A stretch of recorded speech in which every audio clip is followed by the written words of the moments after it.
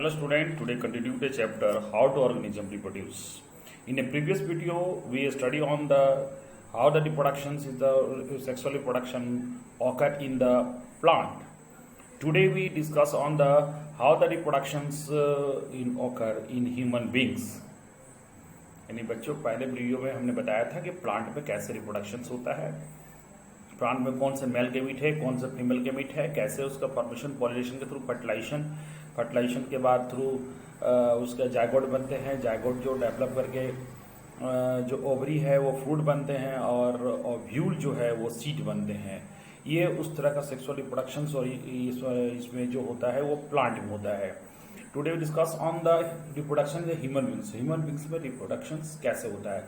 तो बच्चों हमने आपको प्रीवियस क्लासेस में हम से आप पढ़े होंगे कि adolescence of the age, class 8 में चैप्टर था जिसमें कैसे जो है हमारे एडोलसेंस मतलब होता है कि कहा जाता है कि पूरे हमारा शरीर का विकास, बॉयज़ का उसके पूरे टोटल विकास होने में 21 ईयर लगते हैं और गर्ल्स का 18 साल, क्योंकि हमारे दो तरह के पार्ट्स होते हैं, एक होता है सोमेटिक पार्ट्स, एक होता है रिप्रोडक्टिव पार्ट।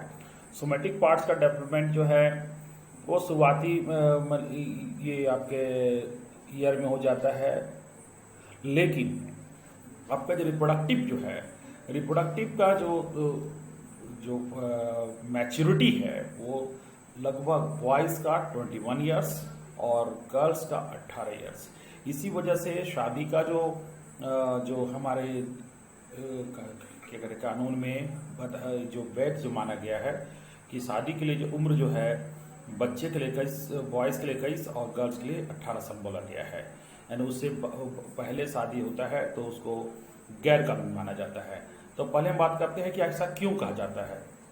पहले बात समझ लीजिए कि मैंने बताया कि कहा जाता है ब्रेन का डेवलपमेंट 5 साल में हो जाता है, बोलते क्या सही बात भी है कि वो होता है। उसके बाद आपका बॉडी का डेवलपमेंट हो जाता है, लेकिन उसके बावजूद भी फुल्ली डेवलपमेंट इन दैट में रिप्रोडक्टिव पार्ट दैट डेवलप और मेनी टाइम्स, दैट मीन्स कि उसको लगता है 21 साल बॉयज़ में और गर्ल्स में 18 साल।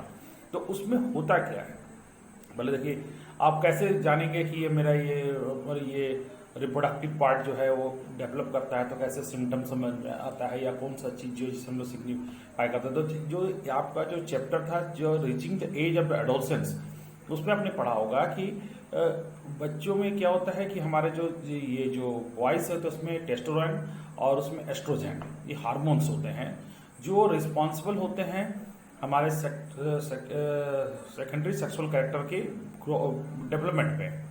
बॉयज़ का देखिएगा कि उसके जो बॉडी का पार्ट्स जो होते हैं सारा चीज़ वो डेवलप होने लगता है, और बॉडी में जो आगे हम बताएं रिप्रोडक्टिव जो पार्ट्स है उसके बारे में हम जो डिस्कस करेंगे।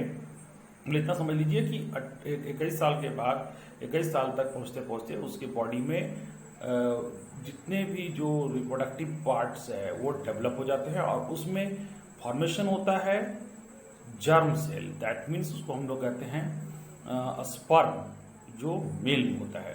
फीमेल की हम लोग बात करेंगे तो फीमेल्स में क्या होता है कि उन लोग का रिप्रोडक्टिव पार्ट डेवलप हो जाता है और उसमें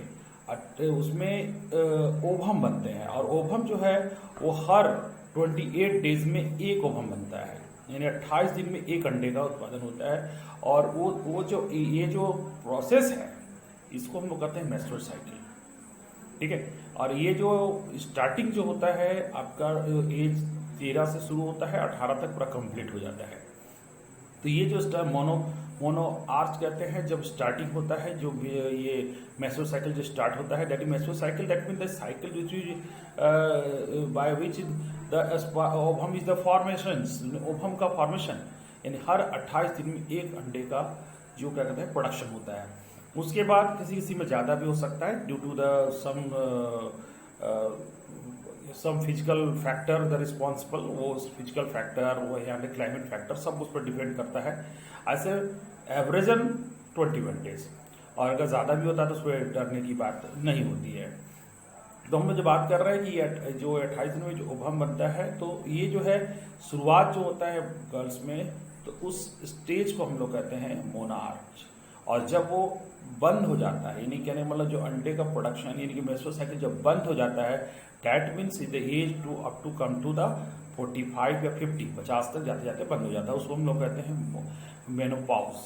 ठीक है, यानी कि मतलब प्रोडक्टिविटी जो पावर है वो 13 साल से स्टार्ट होता है और 50 साल तक जाके खत्म हो जाता है। But in the case of the male ऐसा नहीं होता, वो ताउम्र चलते रहता है, नहीं उम्र तक वो चलता रहता है। और एक बार मैं बताना और भी चाहूँगा कि उसके साथ जो बहुत से और भी जो है हमारे बॉडी में बहुत से चेंजिंग होते हैं, जिसके बारे में आप प्रीवियस क्लासेस में पढ़े होंगे, जैसे कि बॉयज़ में आवाज़ का भारीपन होना, ये सब जो होता है वो हार्मोन और वो सेकेंडरी सेक्सुअल कैरेक्टर के वजह होता है। तो आज हम लोग बात करेंगे मेल रिप्रोडक्टिव पार्ट्स। इस मेल रिप्रोडक्टिव पार्ट में कौन कौन सा पार्ट्स होते हैं। तो देखिए ये है मेल रिप्रोडक्टिव पार्ट्स।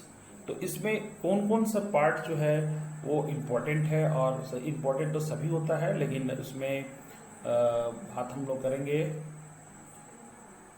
कि कौन कौन सा इसमें हम लोग बात करेंगे।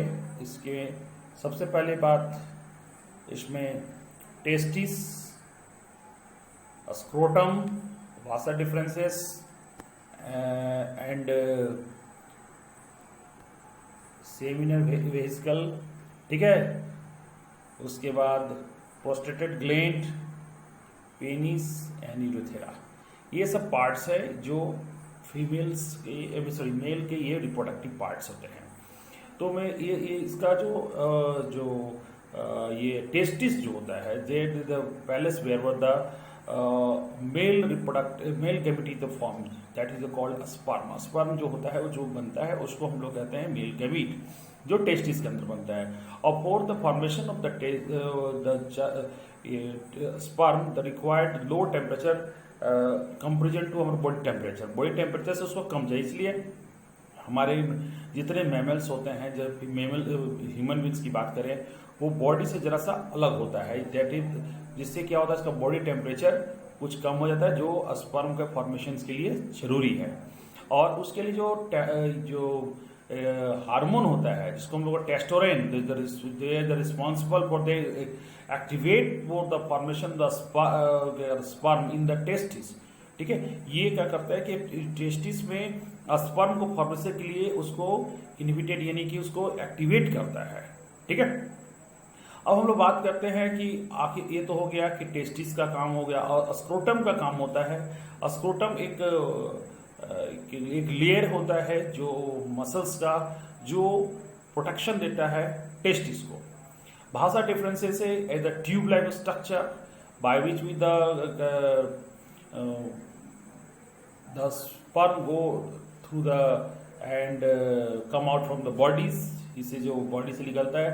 तो ये जो है वासा डिफरेंसेस जो होता है, जिससे क्या होता है कि ये इस पर जो बना हुआ स्पर्म होता है ट्रांसमिटेड फ्रॉम और फोर शरीर से बाहर निकलने का कार्यक्रम उसी से होता है। यानी कहने वाले वासा डिफरेंसेस एक समझिए ट्यूब का काम करता है। उसको सेमिनल वेसिकल की हम लोग बात करें, प्रोस्टेटा की बात करें, प्रोस्टेट ग्लैंड की बात करें, they formation the fluid and give the nourishment of the sperm. ये स्पर्म को नरिशमेंट देता है, यानी कहने का मतलब है कि उसमें फ्लूइडिटी क्या कि उस जो स्पर्म जो है, मालूम होना चाहिए कि अब बहुत लाखों स्पर्म में एक ही स्पर्म जो होता है जो फर्टिलाइज करता है ओवम से, यानी कहने का मतलब दो उसमें हाई कंपटीशन है। और ये जो है ये इस पे यानी that mean sperm form the deliver through the Vasa differences United tube और यूनिवार। ये जो देख रहे हैं एक ही ट्यूब से ही, ये कहने का मतलब ये दोनों का यानी यूरिन का और आपका ये स्पर्म का दोनों का निकलने का जो जगह है एक ही होता है। ठीक है, तो एक बात और मैं बताना चाहूँगा कि इसमें ये जो प्रोस्टेट ग्लैंड और ये जो सेमिनल वेसिकल का जो होता है, ये नरिशमेंट यानी कि उसमें फ्लूइड जो बनते हैं और उसमें उसके जो इजी टू ट्रांसफर फ्लूइड मतलब प्रवाह होता है यानी करने में वो आसानी हो, इसके लिए वो फ्लूइड का फॉर्मेशंस भी इसी के थ्रू होता है। और उसके बाद और the sperm the tiny bodies consist of the many genetic material. जो जेनेटिक मटेरियल होता है आपको मालूम होना चाहिए कि that male gamete consist of the genetic material that is transfer from the for the offspring में वो क्या करते हैं जाता है, इसलिए क्या होता है कि हमारे जो गुण हैं हमारे माता पिताओं से मिलता है, क्योंकि 50% जो है हमारे में माता से और 50% जो होता है पिता से हम लोग को मिलता है। And that in the sperm the tiny body consist of the many genetic material and long tail the help to move toward the germ cell that mean ovum की और वो जाता है और वो ट्रांसमिट वो फिर फर्टिलाइज करता है। आफ्टर द फर्टिलाइजेशंस हम आगे और बताएंगे, फिर भी बता देना चाहूंगा कि after the fertilisation zygote is the form and after zygote develop into embryo develop into the foetus develop into the young ones. ये तरीके होते हैं और इसका इंक्यूबेशन पीरियड जो है तकरीबन 9 मंथ होते हैं, है ना। 9 महीने कम से कम हमारे माँ के गर्भ में जो होता है, और उसके बाद वो क्या होते हैं कि जब मेच्योर हो जाते हैं तो वो हमारे शरीर से वो बाहर निकल के फिर वो जन्म लेते हैं। दैट मीन कि यंग का जो बर्थ जो होता है वो इस तरीके से प्रोसेस होता है। तो नहीं कहने मतलब आज हम वीडियो में ये जाने